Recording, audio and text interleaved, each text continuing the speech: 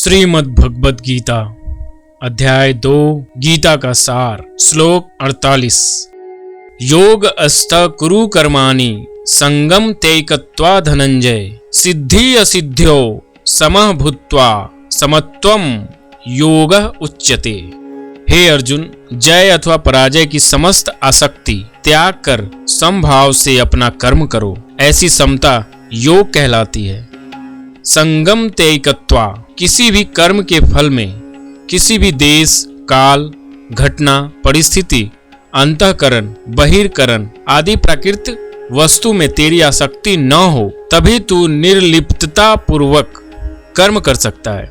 अगर तू कर्म फल आदि किसी में भी चिपक जाएगा तो निर्लिप्तता कैसे रहेगी, और निर्लिप्तता रहे बिना वह कर्म मुक्तिदायक कैसे होगा। सिद्धि असिद्ध्यो समो भूत्वा, आसक्ति के त्याग का परिणाम क्या होगा। सिद्धि और असिद्धि में समता हो जाएगी।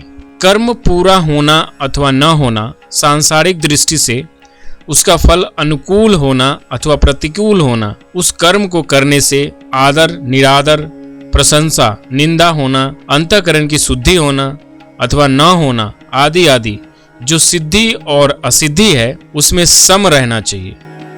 कर्मयोगी की इतनी समता अर्थात निष्काम भाव होना चाहिए कि कर्मों की पूर्ति हो चाहे न हो, फल की प्राप्ति हो चाहे न हो, अपनी मुक्ति हो चाहे न हो, मुझे तो केवल कर्तव्य कर्म करना है। साधक को असंगता का अनुभव न हुआ हो, उसमें समता न आई हो, तो भी उसका उद्देश्य असंग होने का सम होने का ही हो। जो बात उद्देश्य में आ जाती है वही अंत में सिद्ध हो जाती है।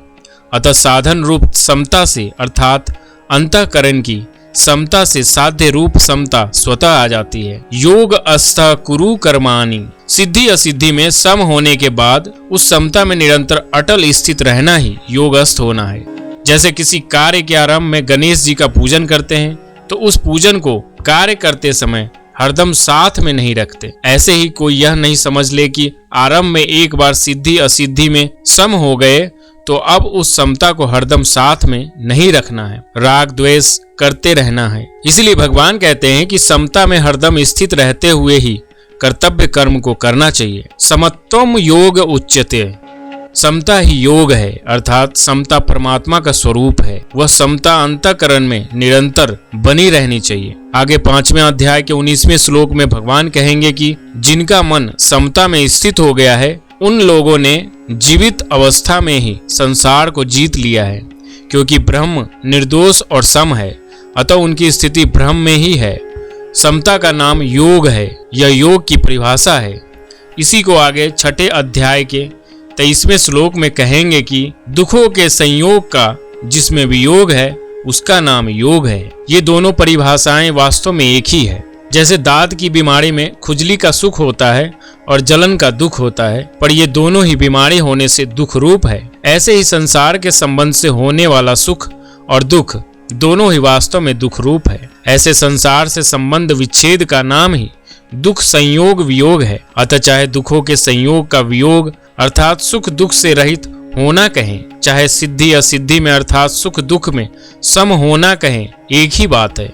इस श्लोक का तात्पर्य यह हुआ कि स्थूल सूक्ष्म और कारण शरीर से होने वाली मात्र क्रियाओं को केवल संसार की सेवा रूप से करना है, अपने लिए नहीं। ऐसा करने से ही समता आएगी। बुद्धि दो तरह की होती है, अव्यवसायित्मका और व्यवसायित्मका। जिसमें सांसारिक सुख भोग आराम मान बड़ाई आदि प्राप्त करने का ध्येय होता है, वह बुद्धि अव्यवसायित्मका होती है। जिसमें समता की प्राप्ति करने का अपना कल्याण करने का ही उद्देश्य रहता है, वह बुद्धि व्यवसायित्मका होती है। अव्यवसायित्मका बुद्धि अनंत होती है और व्यवसायित्मका बुद्धि एक होती है। जिसकी बुद्धि अव्यवसायित्मका होती है वह स्वयं अव्यवसायी होता है तथा वह संसारी होता है।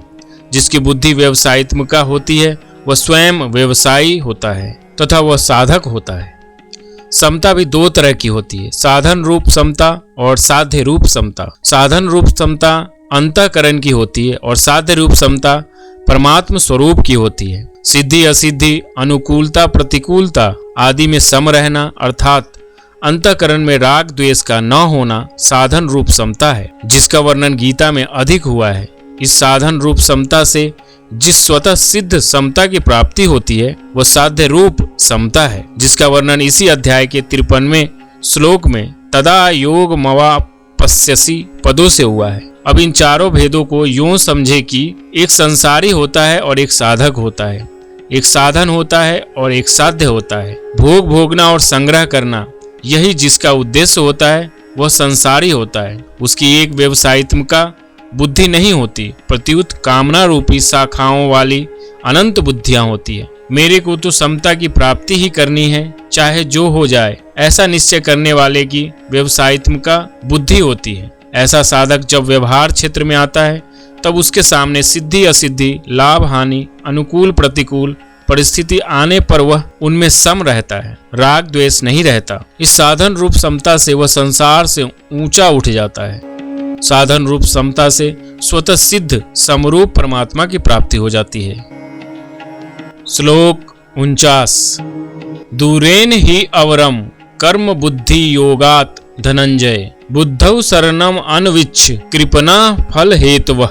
हे धनंजय, भक्ति के द्वारा समस्त गर्हित कर्मों से दूर रहो और उसी भाव से भगवान की शरण ग्रहण करो। जो व्यक्ति अपने सकाम कर्म फलों को भोगना चाहते हैं वे कृपण है। दूरेन ही अवरम कर्म बुद्धि योगात। बुद्धि योग अर्थात समता की अपेक्षा सकाम भाव से कर्म करना अत्यंत ही निकृष्ट है, कारण कि कर्म भी उत्पन्न और नष्ट होते हैं तथा उन कर्मों के फल का भी संयोग और वियोग होता है, परंतु योग नित्य है, उसका कभी वियोग नहीं होता, उसमें कोई विकृति नहीं आती। अतः समता की अपेक्षा सकाम कर्म अत्यंत ही निकृष्ट है। संपूर्ण कर्मों में समता ही श्रेष्ठ है। समता के बिना तो मात्र जीव कर्म करते ही रहते हैं तथा उन कर्मों के परिणाम में जन्मते मरते और दुख भोगते रहते हैं, कारण कि समता के बिना कर्मों में उद्धार करने की ताकत नहीं है। कर्मों में समता ही कुशलता है। अगर कर्मों में समता नहीं होगी तो शरीर में अहमता ममता हो जाएगी और शरीर में अहमता ममता होना ही पशु बुद्धि है। भागवत में सुखदेव जी ने राजा परीक्षित से कहा है, त्वम तू राजन मरिष्यति पशु बुद्धि मिमाम जही, अर्थात हे राजन, अब तुम यह पशु बुद्धि छोड़ दो कि मैं मर जाऊंगा।